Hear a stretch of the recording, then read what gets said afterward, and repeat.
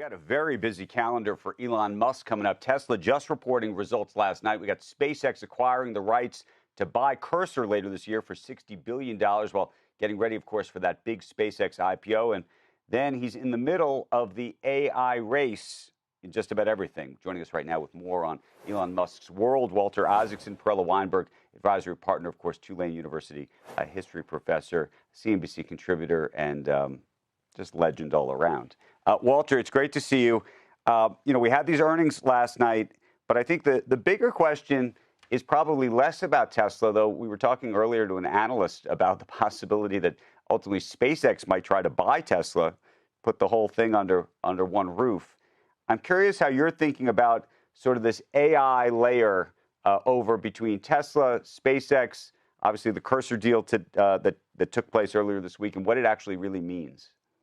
I definitely think you're going to see Tesla and SpaceX end up merging. They're already working together on TerraFab, which is this huge chip building plant that's going to be done in Austin. Likewise, XAI and others are going to want to have, and so will Tesla, to have data centers and low Earth orbit. That's all going to be pulled together. And Elon Musk is always moving engineers back and forth, moving designs back and forth between his companies. So I think your analyst is right. That's in his heart. He wants to make this one big company. But I think there's a current question, and people say this sort of under their breath. They don't like to say this aloud. There are some people who are SpaceX investors currently. These are pre-IPO in the private market investors who were not thrilled about the acquisition of XAI because of how big a deal that was, how much it diluted the business. This argument that maybe you'd be better off being a pure play space company as opposed to a sort of combination space company, AI company. And now some of those same people, at least privately, say that XAI investment, maybe that wasn't such a great investment after all, if they now have to go buy Cursor to make it work and effectively shore up a business that Elon Musk has now talked about publicly needing to be rebuilt effectively.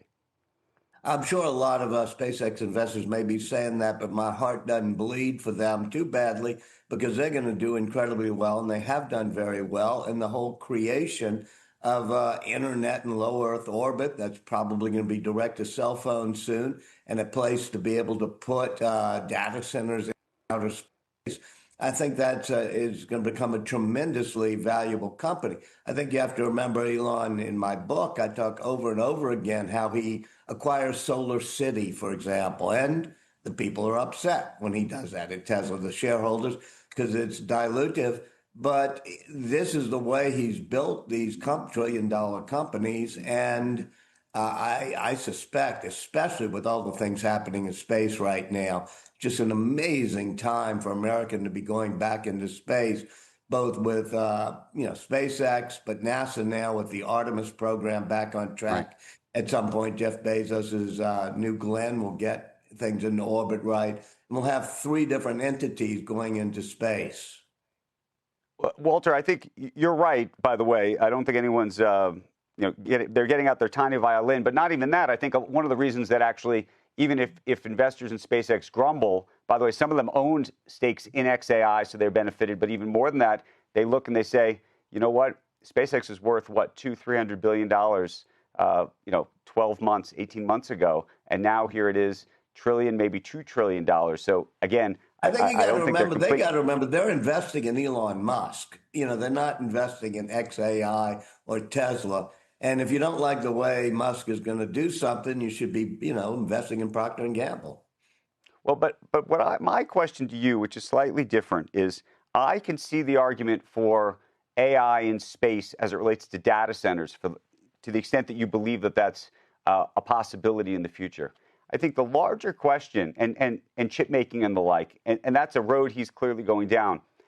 That's not what XAI unto itself is, though, right? XAI unto itself is a large language model. And the question is whether you need the software component, the software, the LLM itself, to actually have a successful data center, right?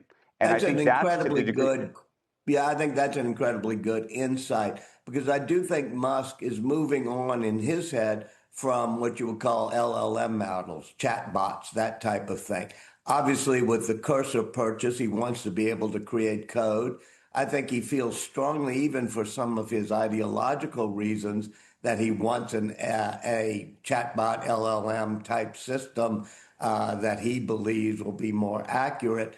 But his real bet is in physical world AI, the Optimus robots, the self-driving cars, and those will demand different types of chips. And I think that all as excited as we may be about LLMs these days, that's nothing compared to what happens when millions of Optimus robots and self-driving cars, things that can absorb visual information, hearing information, and operate in the real world. That's the horizon he's looking at now.